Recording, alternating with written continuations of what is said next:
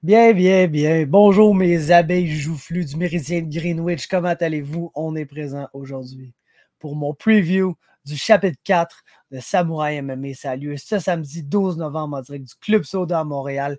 Petite salle, bondée à pleine capacité. Là, il doit rester là, quelques billets, puis s'il en reste quelques, c'est genre une dizaine. Là. Fait que pour ceux qui ne se sont pas procuré leur billet encore et qui aimeraient venir, ça va être dans la description, le lien pour s'acheter les billets de Samouraï MMA, mais comme je vous dis, le faites vite parce qu'il en reste vraiment très, très peu. Mais si vous faites vite, vous allez peut-être avoir la chance d'y assister.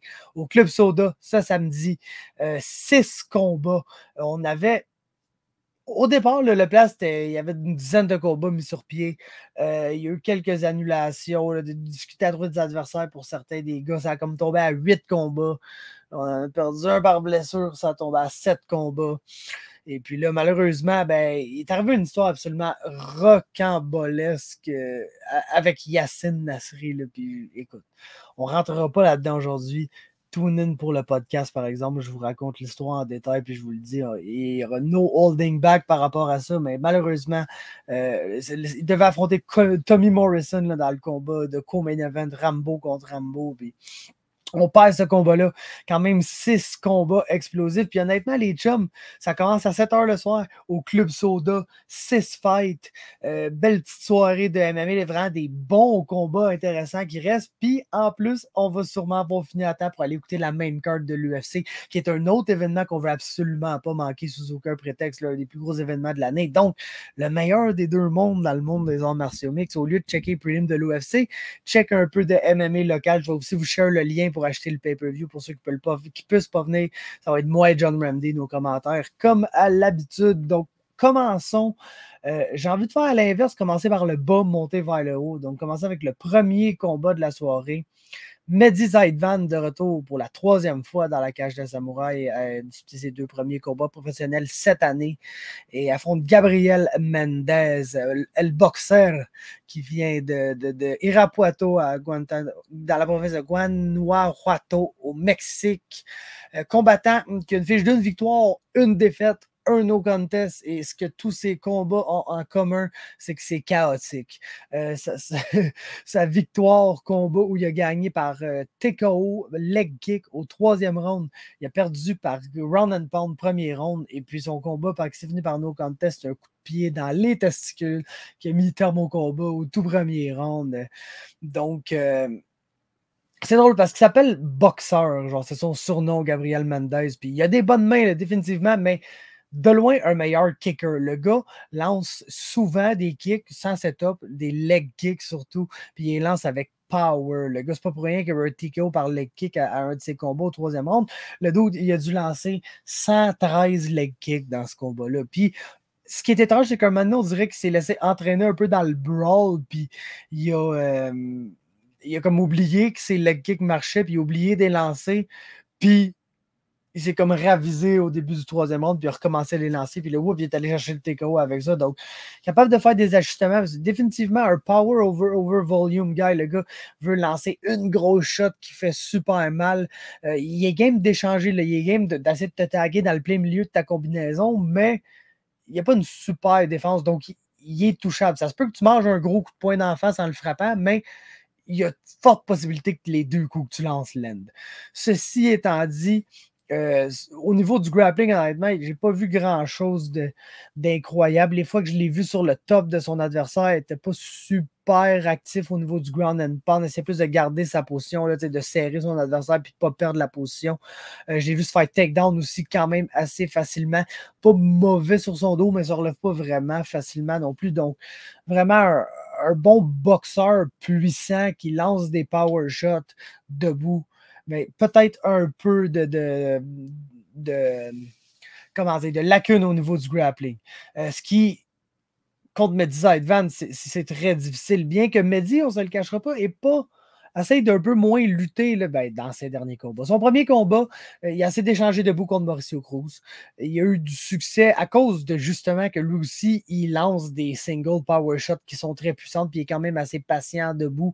Je l'ai trouvé peut-être un peu trop patient à son premier combat. Ça n'a pas été le cas à son deuxième. Il est sorti comme un fou debout. Il a mis du volume sur Samuel Giguère. C'est complètement fatigué, mais ce qui est nice, c'est que quand il se fatigue, il se met à lutter, puis il est capable de lutter super fatigué parce que c'est un champion gréco-romain de lutte iranienne, on l'a dit à de maintes reprises, mais c'est un gars qui a lutté au niveau mondial, là, qualification olympique, etc., etc. Donc, le gars est capable de lutter super gastant, donc il peut se permettre un peu de se laisser aller debout parce qu'il est très puissant, il peut faire mal à ses adversaires, causer beaucoup de dommages. Puis un coup qui est fatigué, ben là, il se met à lutter, puis sa lutte, il n'y a pas grand monde qui peut dealer avec ça. Puis une autre grosse différence entre ces deux adversaires-là, ça va être genre sais, le côté inné du sport, ce que tu nais avec, vraiment plus d'athlétisme naturel, d'explosivité, de force physique. Tu vois, Mehdi Zaidvan est plus un athlète naturel que Gabriel Mendez, qui est un bon fighter, mais que tu le vois, le gars n'est pas particulièrement rapide, pas particulièrement explosif, pas particulièrement puissant. Ben, quand même puissant avec ses mains, mais c'est parce qu'il met beaucoup dans ses shots. Ça paraît qu'il met beaucoup dans ses shots. Puis, c'est pas mal rien que ça, j'avais en fait là-dessus. Bref. Donc, grosse différence athlétique entre les deux. Puis, j'ai vraiment aimé la clinch game de Mehdi là, dans son dernier combat. Parce que non seulement quand il s'est fatigué, il s'est mis à lutter plus dans le clinch, mais il s'en est servi pour lander des gros coups de coude puis des gros coups de genoux aussi, ce qui a même fini Samuel Giguère à la fin du combat. Donc, honnêtement, vous le savez, je fais plus de pic pour ces combats-là parce que les gens pourraient être fâchés, bien que je pense pas que personne serait vraiment fâché de mon pic ici. Vous en doutez probablement, mais je fais plus de pic parce que je veux pas que les gens se fâchent. Ça va être un excellent combat, les chums, pour ouvrir la carte de Samouraï MMA. Surtout si Mehdi est willing d'échanger debout. On va avoir deux gars qui, à la base, essayent de lancer des single power shots debout. Puis, tu sais, l'autre lance abusivement de leg kick, mais beaucoup de power derrière ses leg kicks. Mehdi a lancé un leg kick sur Mauricio Cruz. Il a fait une méga marque rouge instantanément sur la jambe. Donc, si c'est pour se battre debout, ça va être intéressant, ce duel-là. Donc, j'ai hâte de voir ça. Ensuite, Charles Azoulay, Keanu Young. Si vous écoutez le podcast, ça fait une couple de mois là, que je parle que ce combat-là, c'est mon sleeper sur la carte. Keanu Young, man, 22 ans, nous provient de Markham en Ontario au Mammut MMA. 1-1 s'affiche, premier combat professionnel, affronte Jean-Luc Harrison qui s'entraîne avec le coach de Bobby Sullivan, Jordy. Shout out à Jordy s'il nous écoute. Gros gars, mais bref, Jean-Luc, très très fort grappler, donc a amené Keanu au sol, était plus gros, plus thick que lui. L'amener au sol, l'a battu par René Ketchuk au premier round. Young est retourné dans le gym, a fait des ajustements, puis est revenu à son deuxième combat contre Cody Kent. Cody Kent, évidemment, avait fait ses devoirs, donc a essayé de shooter immédiatement sur Young. On a vu que Young était vraiment plus athlétique que lui, par exemple. Là, donc, le sprawler bien comme il faut. Quand il a essayé de se relever, il a landé un méga coup de genou au corps. Il a fini ça avec du ground and pound en 30 secondes. Puis, on a vraiment vu que c'est un gars qui est explosif. Il est très explosif, peut générer du power dans des courtes distances, assez puissant avec ses mains. Le gars, on n'a pas eu la chance de le voir vraiment striker encore chez les pros parce que Jean-Luc a vraiment focusé sur le grappling, l'amenant au sol assez rapidement. Puis Cody Kent, ayant vu le succès de Jean-Luc, a essayé de faire la même affaire. Puis ça s'est juste très mal fini, très rapidement pour lui. Mais honnêtement, son âge et ses qualités athlétiques me donnent espoir en ce gars-là, en général. Le fait qu'il a juste 22 ans, peut-être eu 23, là, mais il avait 22 ans à son dernier combat plus tôt cette année. Puis, tu sais, le gars, il est athlétique, il génère bien du power, il est explosif et quand même rapide. Donc, tu vois, il a les qualités nécessaires pour devenir généralement un bon fighter. Puis, on va voir comment évoluer dans sa carrière. Il est encore très tôt. Et pour ce qui est son adversaire, Charles Azoulay, français, maintenant résident à Montréal depuis plusieurs années, s'entraîne au Track Fit Boxing avec Coach Will et Francis Carmon.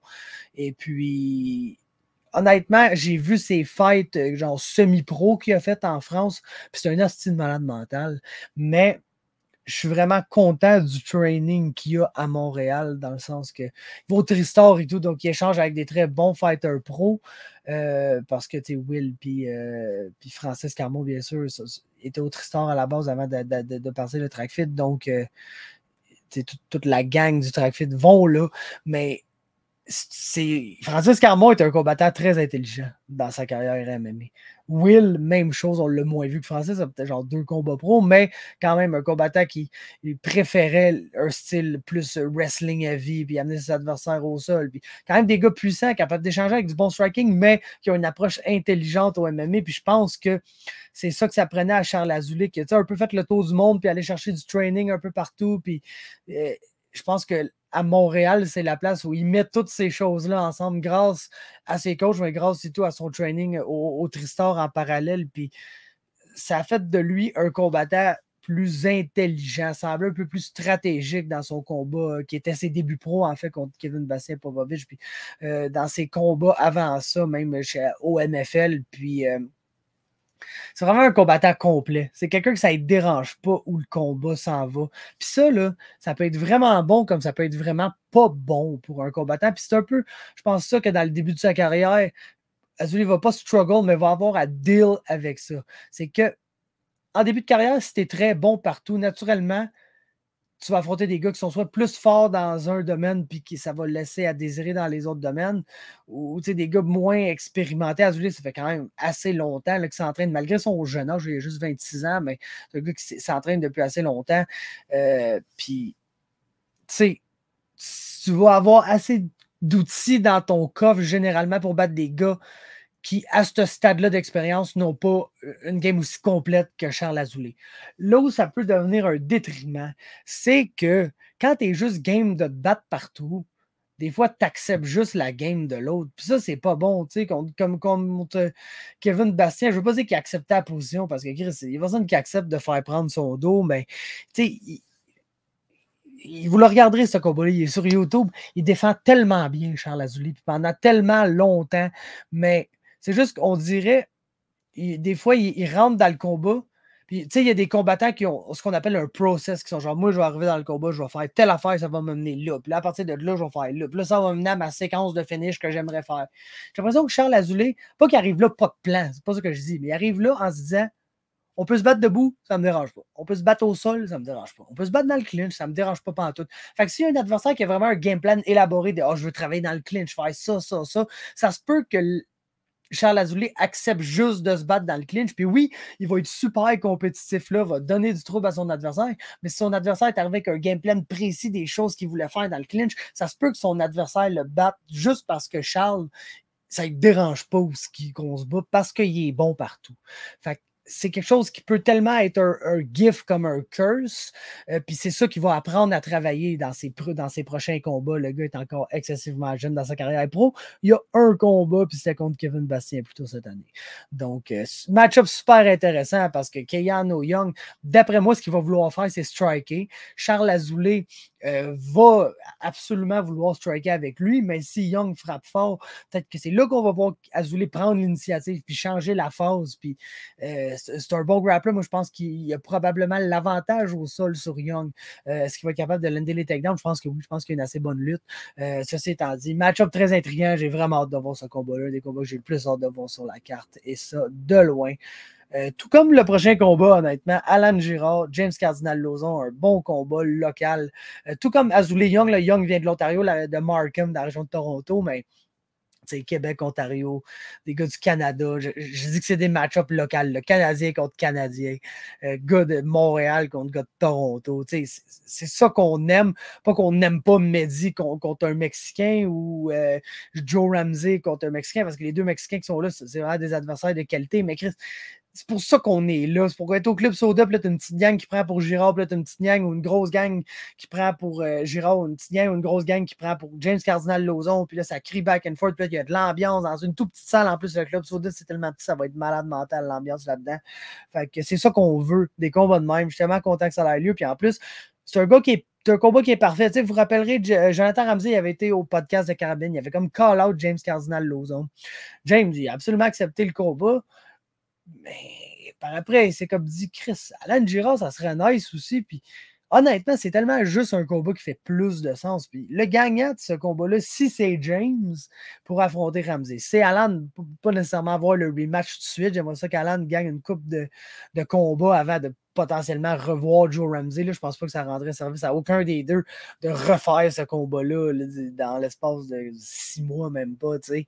Donc, je pense que si James gagne ce combat-là, là pour affronter Jonathan Ramsey prochainement, mais le combat Girard Cardinal Lauzon fait tellement de sens parce que c'est deux gars qu'on attendait des amateurs qui sont des bons fighters qui ont plus d'expérience que tu t'en attends, qui ont, dans le cas de James, surtout une game un peu bizarre. Alan, il n'y a pas une game bizarre. Alan, c'est vraiment un fighter.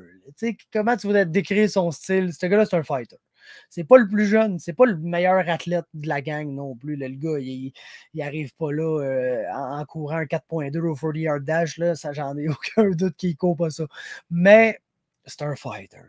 Puis il fight hard, puis il est tough. Puis c'est un autre un peu comme Charles Azoulay qui s'est encore lisse bien raide, là, c'est qu'on se bat. Là, ça, on se bat au sol, on va se battre au sol. Tu veux te battre debout, on va se battre debout. Puis il est vraiment willing d'engage à peu près partout. Puis ce qu'il veut, là, principalement, c'est rebound parce que c'est parce qu'on Jonathan Ramsey. Puis Chris, il n'est pas content du résultat. Ça n'a pas bien fini pour lui. Il a perdu par KO au premier round. Méga coup de coude qu'il a landé là, dans le clinch de la part de Joe Ramsey. Puis ça a fini sa soirée de travail plus tôt qu'il pensait. Puis il a faim de revanche. Il a faim de se racheter puis d'avoir sa première victoire chez les pros. Puis c'est la même chose pour James Cardinal Lauzon qu'on attendait. Il a pris un combat contre Mathieu Chaumont qui avait une belle fiche. Puis là, quand tu regardais les têtes, tu étais genre sacrément. Pourquoi il a pris ce combat-là, man? C'est tellement un style match-up merdique pour lui, genre que soit il va perdre, soit il va gagner, mais il va pas look good parce que James, quand tu le vois, tu le sais ce que tu veux voir de lui. C'est un gars de 6 pieds 5, il a 81 pouces de reach. Tu veux le voir lander des punches at range qui génèrent immensément plus de power que ça a l'air. Parce que c'est pas un gars que tu vois genre loader ses shots ni rien. C'est vraiment smooth, lente son volume. Mais vous le savez, là, les gars qui sont faits grands puis longs, ils génèrent du power au bout de leurs longs membres. Puis James, il a un reach à John Jones, ce calice-là. Fait que c'est sûr que c'est ça que tu veux le voir, man. Ses uppercuts sont bizarres, mais ils font mal en temps. Le gars, il a genre l'uppercut le plus long que tu vas voir de toute ta calice de vie, puis il génère tout le power du monde à partir de là. La seule affaire, c'est que James, des fois, il est un peu trop willing de se punch dans une situation où, tu sais, se punch into the clinch, se punch dans une situation où il se met à grapple. Puis souvent, c'est pas lui qui lande le takedown de son adversaire, donc il se retrouve sur son dos, puis il est beaucoup trop willing de grapple sur son dos. Puis je le comprends, parce que comme les gars qui sont longs, le gars, il a un triangle, il a un bon setup d'armbar, toutes ces hosties d'affaires-là que les grands slacks avec des jambes font, mais en MMA, de passer trop de temps là, si ça... Tu essayes un triangle une fois, deux fois, si ça marche pas, tu essaies de te relever, parce que sinon, tu passes juste le round sur ton dos, puis les juges, même si tu as du succès de là, vont la majorité du temps pas scorer ça pour toi, même si ça devrait pas nécessairement être comme ça. Fait que ça, c'est peut-être juste une des petites lacunes de James à ce niveau-là. Ça reste un beau grappler quand même. Je veux pas regarder là, la performance contre Mathieu Chaumont en disant oh non, James, c'est vraiment pas un bon grappler. Le gars, il a du bon joue.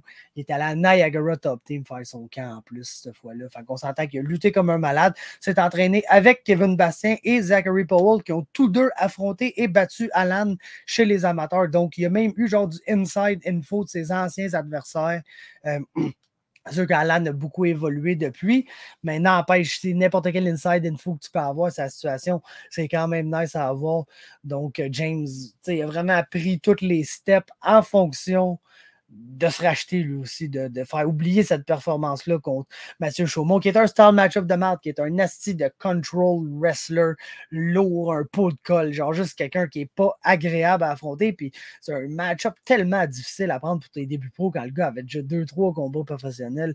James a eu des couilles de prendre ce match-up-là, puis là, il y a un gars qui est dans la même situation que lui, qui a faim de vengeance, qui a faim de se racheter, puis il y en a un de ces deux-là qui va avoir une victoire pro à la fin de ce combat-là.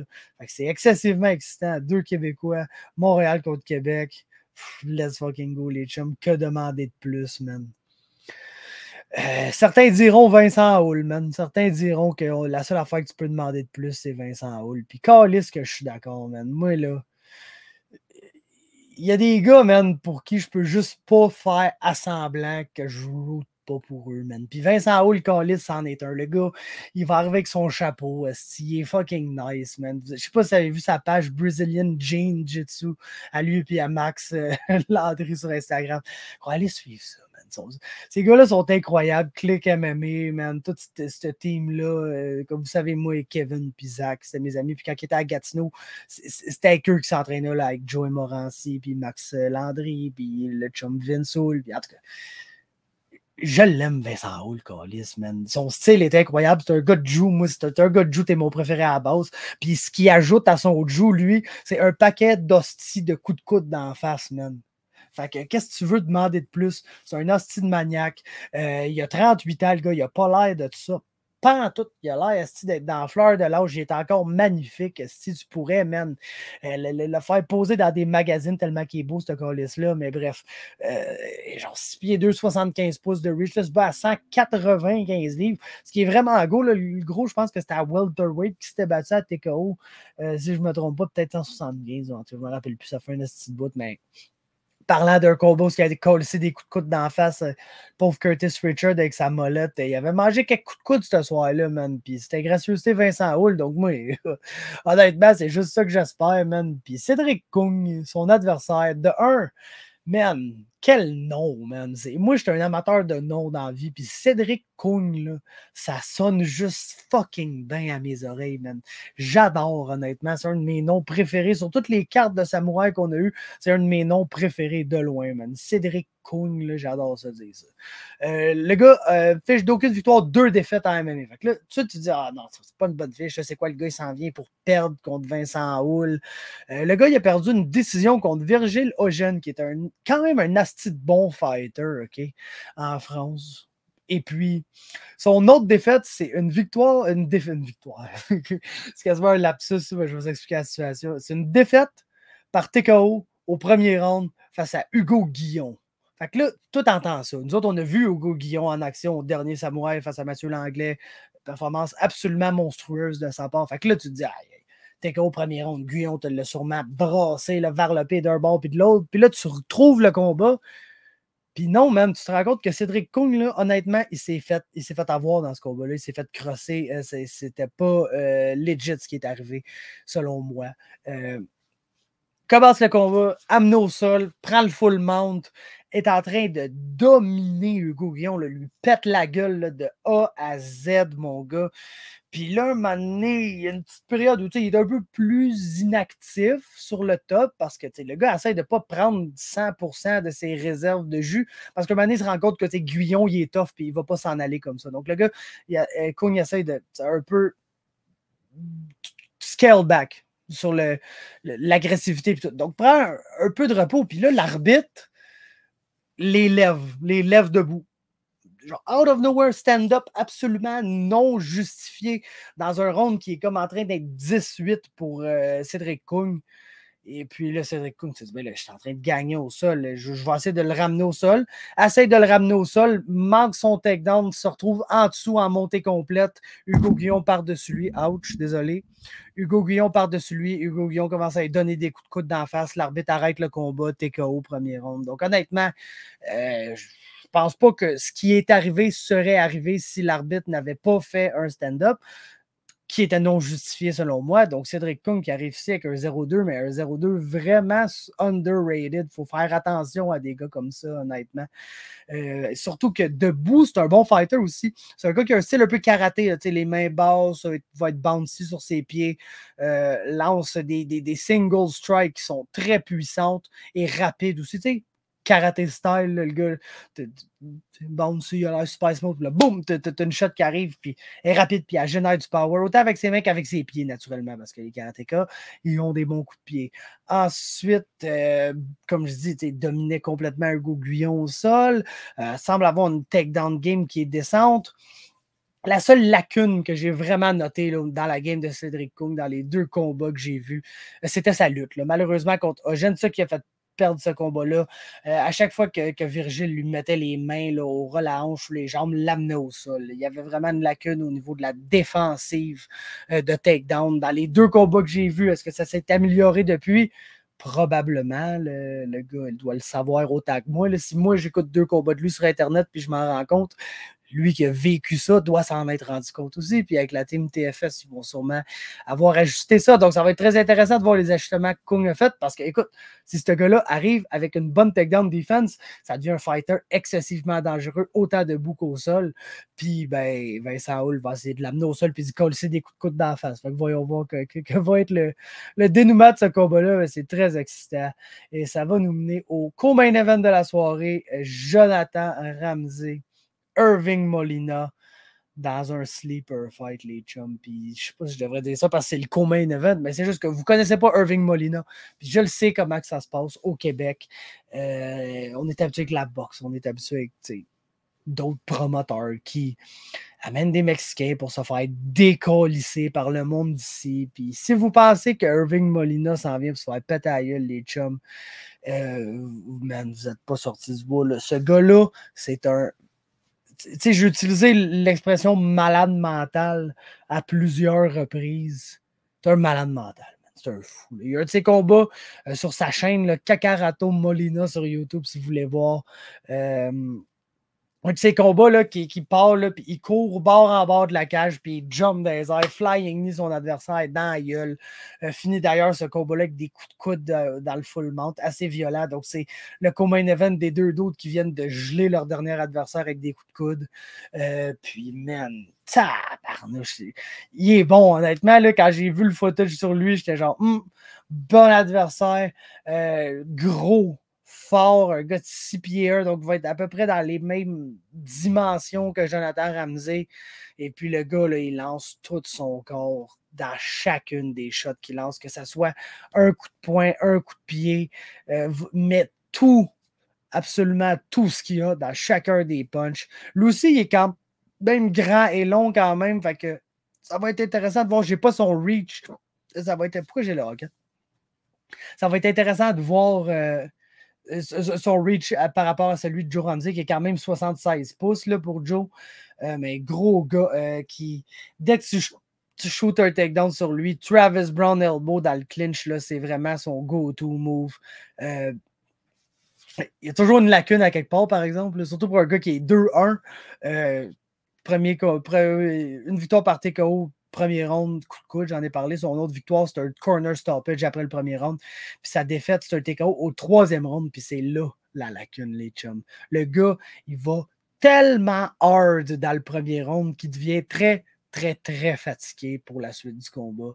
Tu sais, quand t'es genre un gros gars quand même, genre fort, qui met... Quand je vous dis que le gars lance tout son corps dans chacune des shots, là, c'est littéralement ça que j'ai vu là, sur les vidéos qu'on pouvait voir de lui sur YouTube dans 2 de ses combats. Puis ça taxe la gas tank. Si son adversaire n'est pas capable de résister à ça, il va absolument le détabarnaquer au premier round parce que le gars, c'est une breaking ball complète. Mais si son adversaire est capable de résister à ça, les rounds d'après, ça peut devenir très, très, très ardu pour le chum Irving. Mais ça va être une terreur complète au premier round. Puis moi, honnêtement, le match-up, je le trouve très intriguant parce qu'on s'entend que Joe Ramsey, ça fait une couple de fois qu'on le dit, c'est un diamant, mais c'est un diamant qu'il faut polir.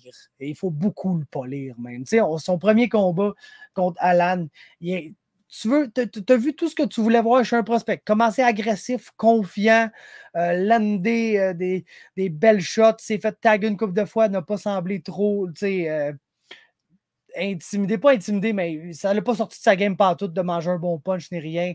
Fait que, toutes les affaires que tu veux voir, il a été opportuniste, il a réussi à lander son coup dans le clinch, à avoir un finish, tout ce que tu veux voir, mais une couple de fois que ça avait plus l'air d'une bagarre au hockey que d'une bagarre de MMA, ce combat-là. Au niveau technique, le gars, il y a encore beaucoup de polissage à faire sur ce diamant-là, ce petit diamant brut-là qui est beau, qui est grand, qui est fort, qui est athlétique, qui est charismatique, qui fait le show dans la cage à chaque fois qu'il est là.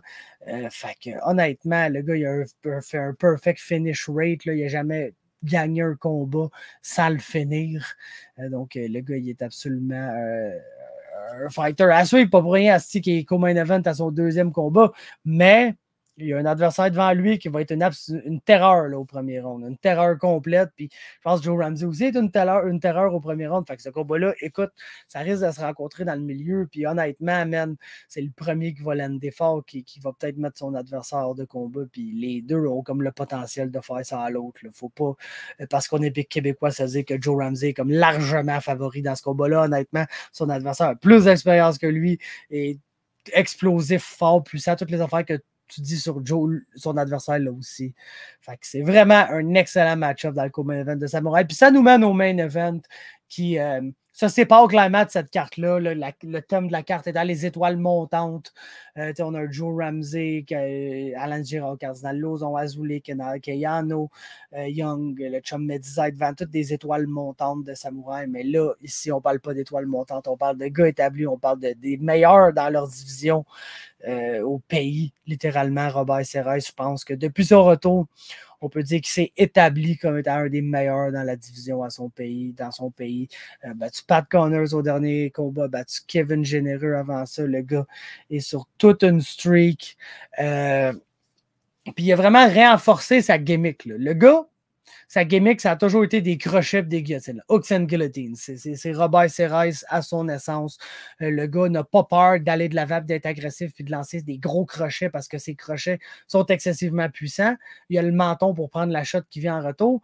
Puis si tu t'énerves puis tu veux te mettre à lutter, il est juste content parce que sa guillotine, c'est son signature move, c'est son finishing move. Puis si tu shoot un takedown, même si tu as une bonne technique, une bonne posture, puis tout, le gars est capable de angle off pour aller essayer sa guillotine de là, puis c'est vraiment tout un move là, pour Robert Serres, la guillotine. Donc, hooks and guillotines, puis de la manière qu'il a commencé ses combats, tu sais, on ne parlera jamais assez du combat contre Kevin Généreux, là, 11 secondes, ça s'est knockdown 2-3 fois de chaque côté, Robert Serres qui finit ça là, avec un KO percutant, ensuite contre Pat Connors, commence encore très très fort, puis là, maintenant, tu vois, Pat Connors commence à s'adapter à la game à Robert Serres, puis là, comme une genre de petite crampe au cerveau, shoot pour un takedown, puis Serres dit, hey, ça, j'en demandais pas plus, le gros, j'en demandais pas plus.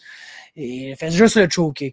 On a vu cependant dans ce combat-là que c'était capable d'un peu genre essuyer la tempête, l'assaut initial de Robert Serres. Il y a moyen de figure out sa game. C'est pas quelqu'un qui arrive avec... je dis pas dans le fond que son striking n'est pas profond. Il y a beaucoup d'autres choses que des crochets, là, le gars. Mais c'est ça qu'il préfère lancer. Puis si tu le laisses venir à toi, puis tu laisses la tempête se calmer, il y a moyen de figure out sa game, puis de commencer à avoir du succès relatif contre lui debout. L'affaire, c'est que je ne sais pas si Guillaume de Lorenzi est le genre à calmer la tempête. Je pense que Guillaume de Lorenzi est une tempête. C'est pas pour rien qu'il l'appelle El Toro. La majorité des gens là, qui sont des nouveaux partisans ne se rappelleront pas de Guillaume de Lorenzi parce qu'écoute, même moi, quand Guillaume a arrêté de se battre, c'est là que je commençais à être un hardcore fan. Puis j'ai comme entendu son nom, oui, un Québécois à Bellator, il est vraiment bon. Nanana. Puis là, je l'ai entendu sur la fin de sa carrière. J'ai pas vraiment eu la chance de le voir en action plus qu'il faut. Fait que les partisans qui sont plus jeunes que moi, naturellement, ça n'a pas c'est qui Guillaume de Lorenzi, mais je vais vous l'expliquer. Là. Le gars a une fiche de 10 victoires, 2 défaites. S'est battu à Bellator contre certains des meilleurs combattants au monde. Affronté ses 2 seules défaites, c'est contre Sad Awad puis War Machine, man. Nul autre que War fucking Machine, le condamné à vie. Puis écoute, c'est ça.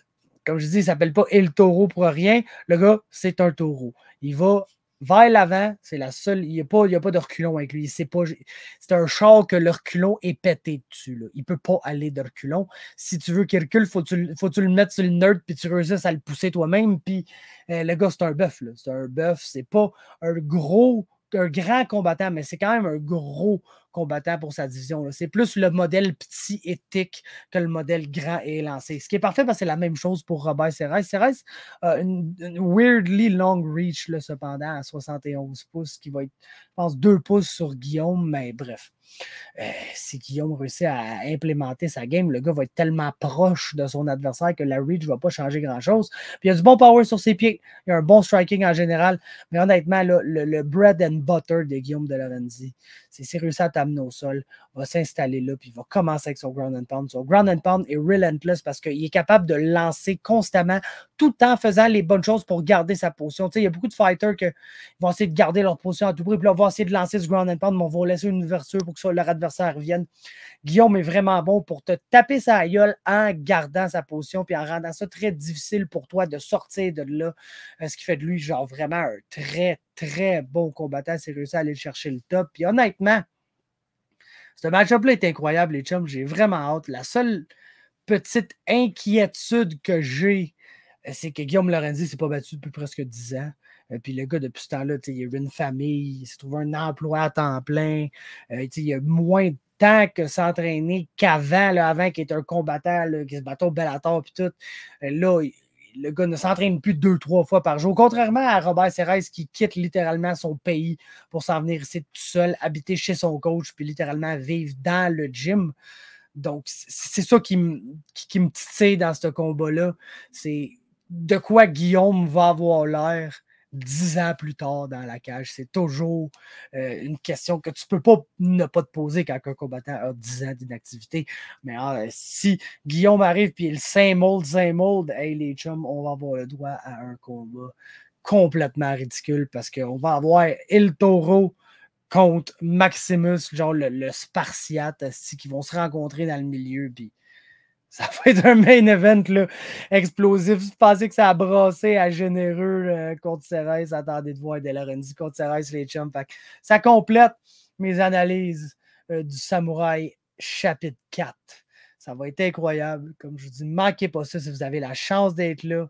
Venez, Club Soda. Ça va être une soirée absolument mémorable pour tout le monde. Et puis, man, on se croise là si on a le temps de se parler. Moi, c'est sûr que je suis très occupé. Si vous voyez Carabine, vous lui ferez un salut pour le vlog. Même affaire pour Greg. Il va faire les entrevues d'après-combat. Lui, tout reste est occupé, mais il va peut-être un peu plus se promener que moi. Étienne va être là si vous voyez Étienne. Si vous pouvez dire what up.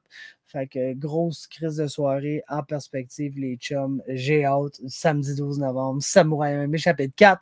On se voit là. Et puis après ça, on va avoir le podcast pour recap tout ça, les vlogs, toutes les mêmes affaires que d'habitude. C'est crissement excitant, les gars. Let's fucking go. À samedi.